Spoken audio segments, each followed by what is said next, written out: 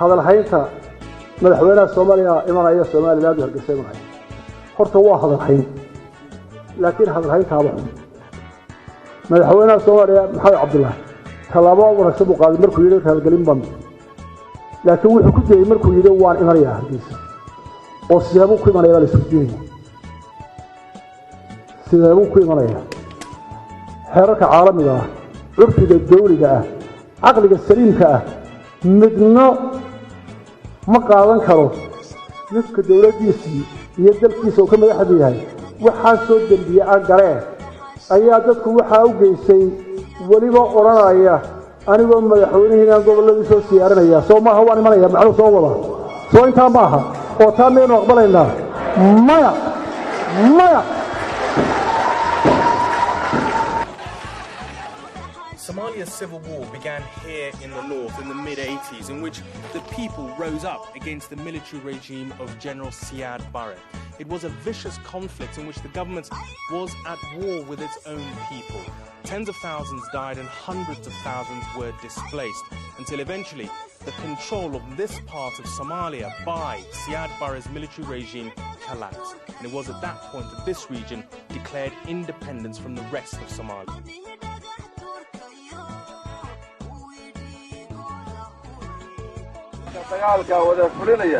The government's efforts to dislodge the rebels have been masterminded by General Morgan, the flamboyant.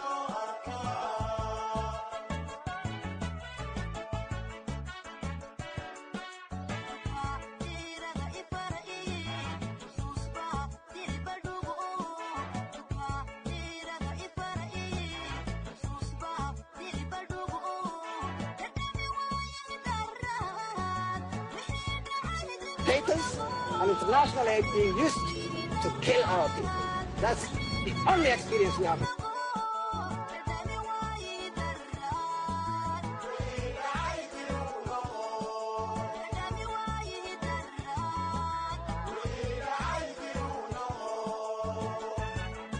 Tonight, there's confusion over just how far the SNM rebels have advanced. It seems the town of Barre was taken temporarily earlier this week. Berbera may also have seen battles, and the road from there to the city of Hargeisa, where most of the aid workers were based, has also, it seems, been attacked. Certainly, the radio station went off the air. The SNM claim they're close to victory in the north, despite a remarkable difference in numbers. It's thought about 3,000 rebels are up against as many as 30,000 government troops.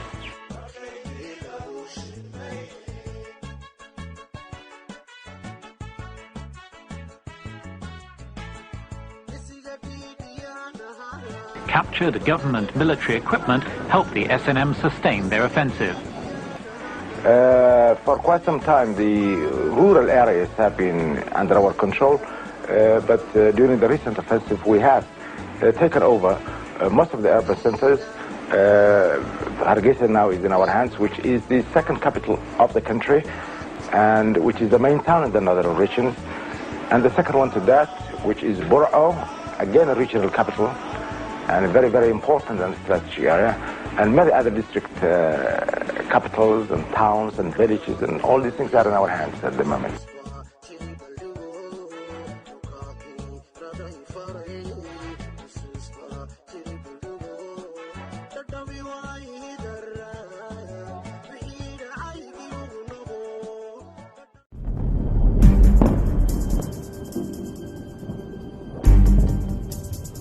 محمد حسن وأحمد ديركو مقعدير ayaa waxa uu kamid ahaan jiray duuliyayaashii ciidamadii cirka ee Soomaaliya gaar ahaan waqtigii dagaaladii 88 waqooyiga Soomaaliya halkaas ayaa isaga diyaaradiisa loo diray si magaalada Hargeysa u duqeeyay ayuu diyaaradii wuxuu la galay dalka Jamhuuriyadda Djibouti bari dhaweed ayuu Hargeysa tagay duuliye Axmed